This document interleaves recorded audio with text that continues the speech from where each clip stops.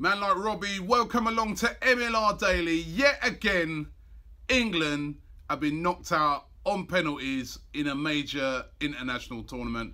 This time, the under-21s knocked out yet again by Germany. Every time! The Germans, man. When it comes to penalties, they always do us, and they've done it again.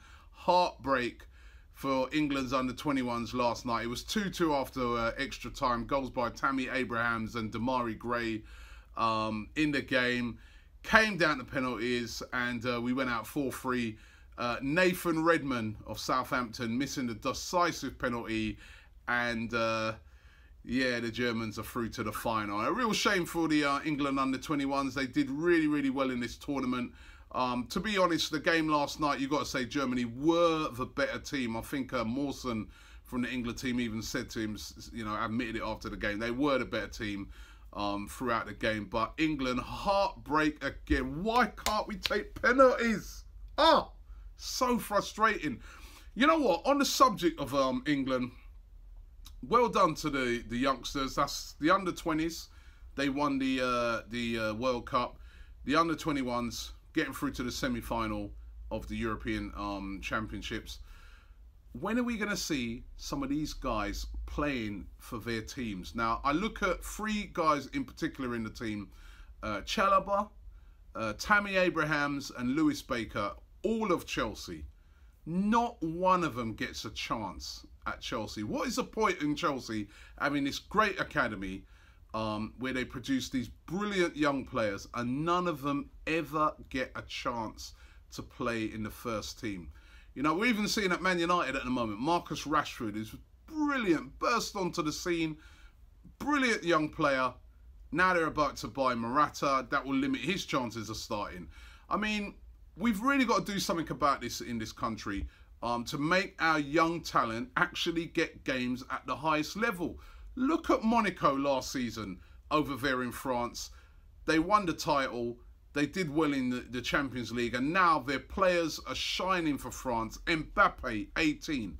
Would Mbappe have got a chance at 18 years of age, yeah, at any of the top clubs in England? Would he have started at Man United? Would he have under Mourinho? Would he have started at City?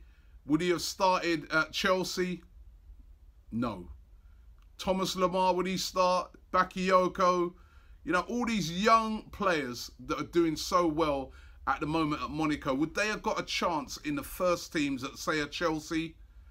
You know, if we don't give these guys a chance, we're not going to know if they're any good. They've got to get a chance at their clubs if we're really going to see, you know, these young talents shining through. Instead of us going and buying these players for hundreds of millions of pounds, they could be right on our doorstep, but we've got to give them a chance.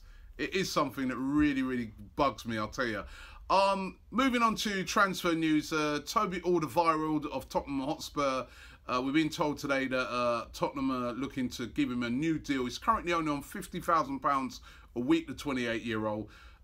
Tottenham know that if they don't sort it out, they'll be at risk of losing him. Inter Milan very interested. Tottenham's set to offer him a new deal of £100,000 a week. They really got to start paying top wages, Tottenham, or a lot of their top players are going to be under threat.